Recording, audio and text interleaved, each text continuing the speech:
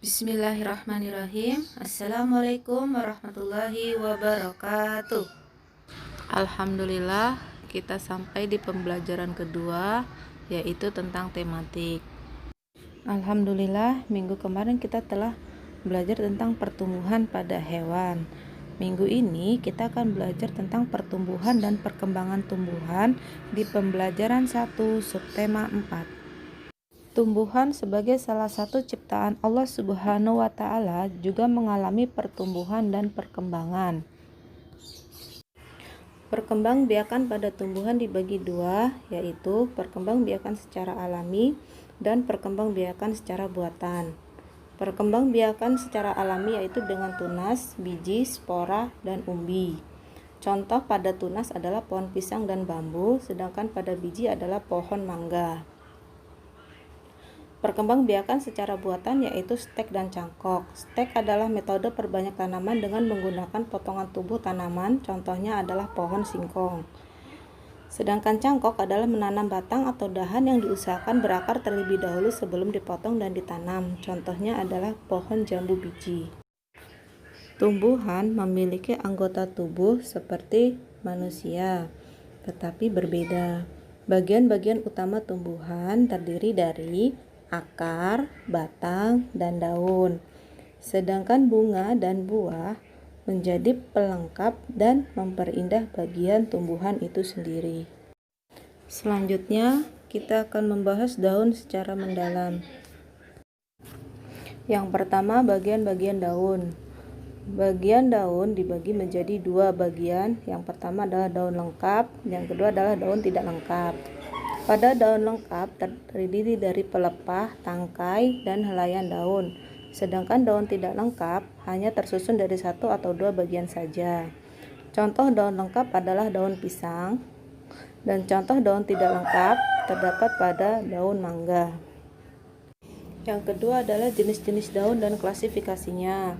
Jenis daun dibagi menjadi dua, yaitu berdasarkan bentuk tulang daunnya dan berdasarkan jumlah helai daunnya. Berdasarkan bentuk tulang daunnya dibagi menjadi 4. Yang pertama adalah menyirip, contohnya adalah daun jambu. Yang kedua adalah menjari, itu contohnya daun singkong. Yang ketiga sejajar, contohnya daun pandan. Dan yang terakhir melengkung, contohnya daun sirih. Yang kedua, berdasarkan jumlah helai daun, itu dibagi menjadi dua. Daun tunggal, yaitu daun yang memiliki satu helai daun pada setiap tangkainya, contohnya daun mangga. Yang kedua, daun majemuk, yaitu daun yang memiliki beberapa helai daun pada setiap tangkainya, contohnya pada daun putri malu.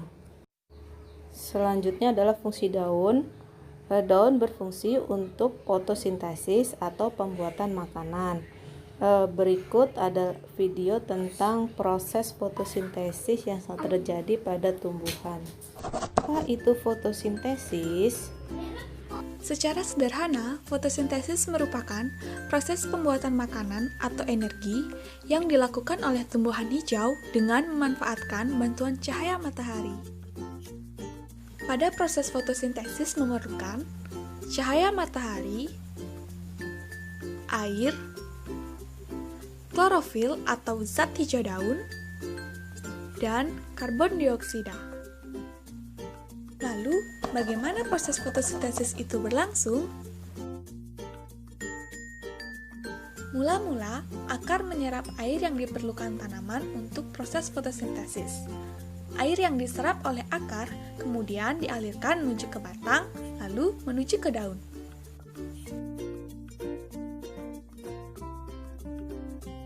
Pada daun terdapat zat hijau daun atau klorofil yang berfungsi untuk menyerap cahaya matahari. Sementara itu, udara yang mengandung karbon dioksida masuk ke dalam daun yang kemudian menyebar di antara sel-sel daun. Selanjutnya, pada daun akan terjadi beberapa proses kimia yang menghasilkan glukosa dan oksigen. Hasil fotosintesis berupa glukosa akan menjadi makanan tumbuhan, sedangkan oksigen akan dikeluarkan ke udara. Kemudian ada beberapa sayuran berwarna yang biasa dikonsumsi oleh kita. Yang pertama itu ada wortel yang warnanya orange, ada bunga kol yang berwarna putih, selanjutnya ada terong yang berwarna ungu, ada bayam merah, ada paprika yang warnanya beraneka ragam, dan ada tomat. Semua sayuran itu banyak memiliki kandungan nilai gizi dan vitamin dan mineral yang bermanfaat bagi kesehatan manusia. Selain itu, sayuran pun melancarkan pencernaan, mencegah kesehatan mata, hingga mencegah terjadinya berbagai penyakit seperti kanker.